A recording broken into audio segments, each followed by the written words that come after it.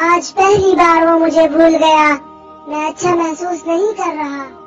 مجھے تو وہ تقریباً روز ہی بھول جاتا ہے۔ میں ہر وقت اس سے باتیں کرتا رہتا ہوں اور وہ مجھ سے کرتا ہے۔